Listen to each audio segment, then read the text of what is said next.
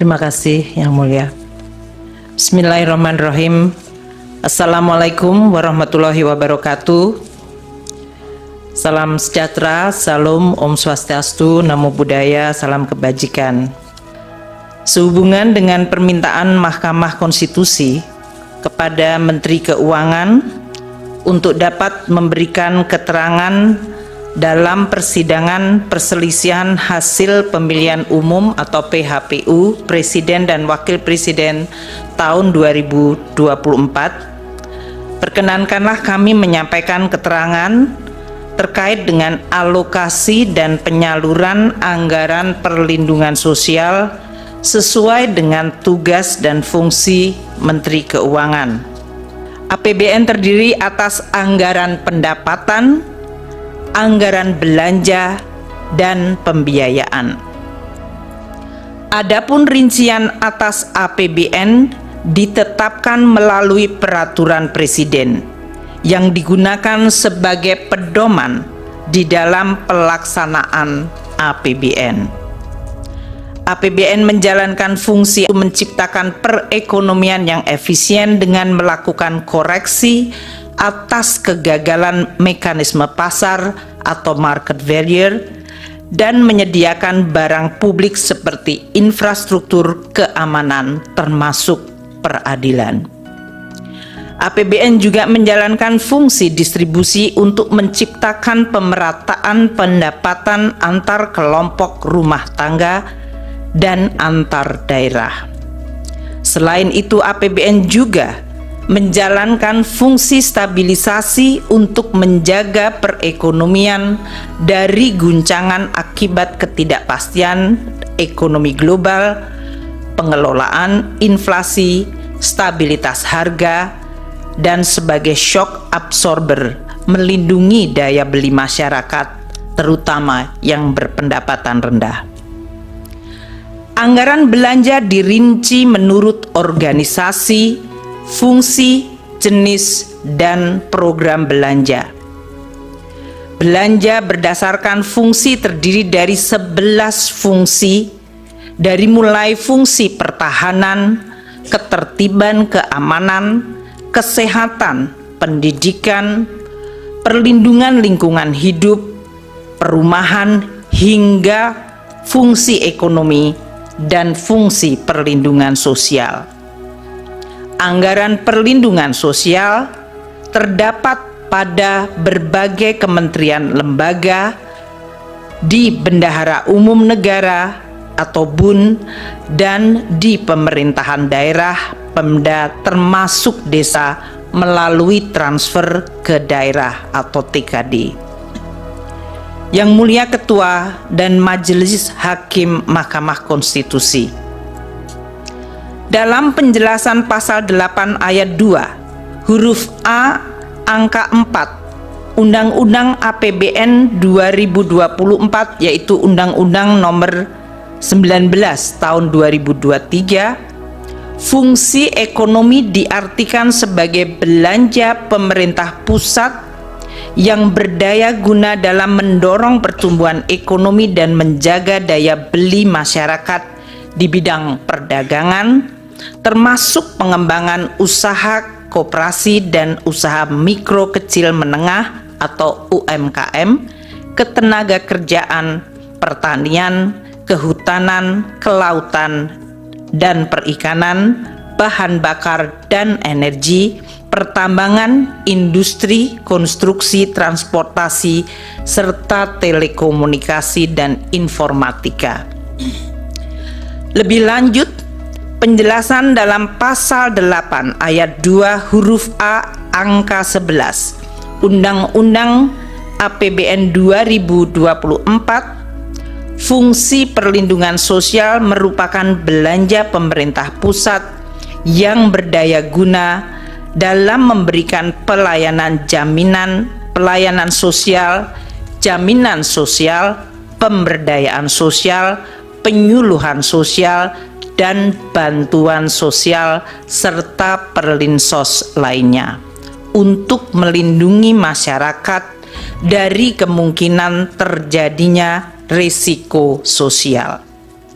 Ya, teman-teman, selaku Menteri Keuangan Sri Mulyani memberikan keterangannya di Mahkamah Konstitusi mengenai gugatan Pilpres tahun 2024 ini. Nah, ini teman-teman ya, Sri Mulyani dicecar 2 hakim MK alasan penyesuaian APBN dilakukan awal tahun. Nah, ini ketika para hakim mempertanyakan tentang APBN kepada Ibu Sri Mulyani. Ya, Menteri Keuangan Sri Mulyani dicecar 2 hakim konstitusi mengenai kenaikan anggaran perlindungan sosial atau Perlinsos serta penyesuaian mata anggaran atau automatic adjustment pada awal tahun sebagaimana didalilkan Anies Muhaimin dan Ganjar Mahfud dalam gugatannya ke Mahkamah Konstitusi atau MK. Nah, kedua hakim itu Eni Nurbaningsi dan Saldi Isra mempersoalkan apakah hal tersebut merupakan hal yang lazim dan diperbolehkan untuk dilakukan, terlebih dalam konteks pemungutan suara pemilu 2024 diselenggarakan pada bulan Februari.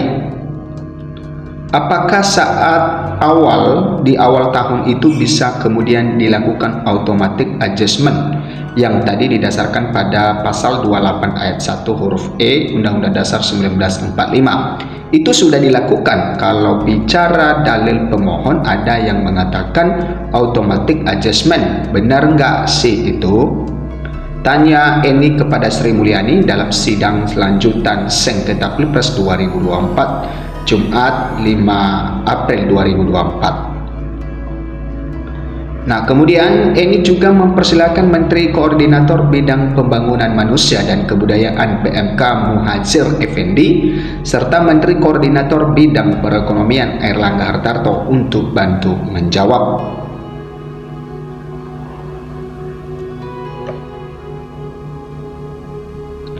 Kemudian kami mohon Ibu bisa menyampaikan atau Pak Menko bisa menjelaskan benar tidak ada automatic adjustment berkaitan dengan hal tersebut, kata dia. Di akhir sebelum sidang diskurs jelas sholat Jumat, Wakil Ketua MK Saldi Isra juga menanyakan hal sejenis.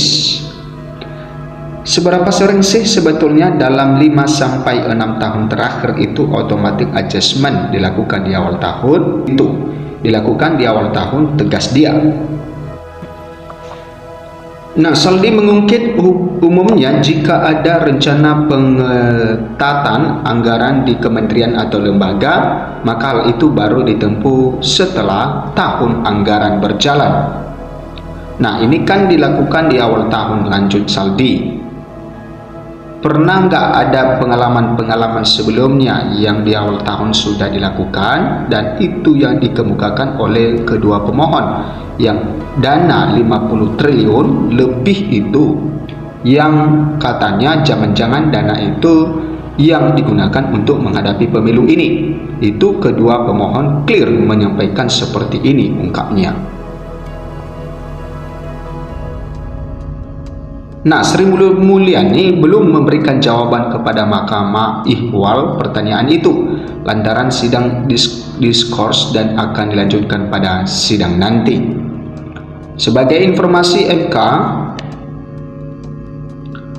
MK memanggil 4 Menteri Kabinet Indonesia Maju untuk bicara seputar politisasi bantuan sosial atau Bansos oleh Presiden Joko Widodo serta pengerahan anggaran negara untuk memenangkan Prabowo Gibran dalam Pilpres 2024 sebagaimana didalilkan Anies Muhaimin dan Ganjar Mahfud dalam gugatannya ke MK. Kedua kubu mempersoalkan salah satunya mengapa anggaran perlindungan sosial melonjak dibandingkan 2 tahun sebelumnya, bahkan hampir menyamai jumlah saat pandemi COVID-19 melanda pada 2020. Mereka juga mempersoalkan keterlibatan aktif Jokowi dalam membagikan langsung bansos tersebut, utamanya berkaitan kunjungan kerja kepala negara ke Jawa Tengah yang intensitasnya lebih tinggi ketimbang wilayah lainnya selama masa kampanye pemilu 2024. Selain Airlangga, Sri Mulyani dan Muhadjir Menteri Sosial Tri Risma hari ini juga memenuhi panggilan mahkamah dan duduk bersisian di satu meja yang sama dengan para menteri lain. Keempat menteri menyampaikan paparan awal sebelum kemudian majelis hakim melontarkan aneka pertanyaan kepada mereka. Nah, hanya majelis hakim yang boleh bertanya kepada mereka. Para pihak dalam sidang ini juga dilarang menyampaikan interupsi. Ya, Hakim Konstitusi Arief Hidayat mengatakan Mahkamah tidak memanggil langsung Presiden Jokowi karena menganggapnya tidak elok seorang kepala negara disidang oleh Mahkamah. Seandainya Jokowi hanya berstatus kepala pemerintahan, menurut dia MK bakal memanggil yang bersangkutan.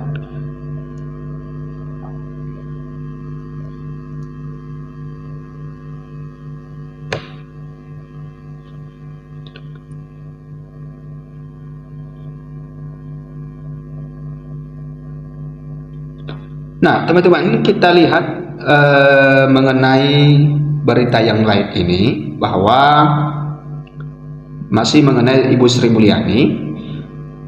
Sri Mulyani sebut anggaran Perlinsos dan Bansos 6 tahun terakhir tidak jauh berbeda.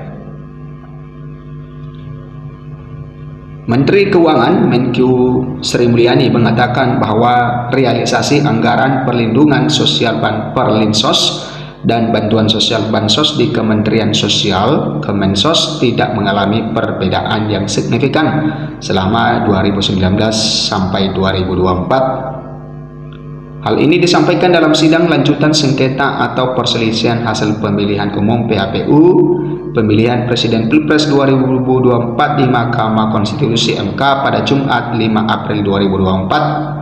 Realisasi anggaran Perlinsos dan Bansos dari Kemensos 6 tahun terakhir 2019 sampai 2024 periode yang sama Januari-Februari tidak terdapat perbedaan pola realisasi belanja Perlinsos, ungkap Sri Mulyani seperti dikutip dari Breaking News Kompas TV.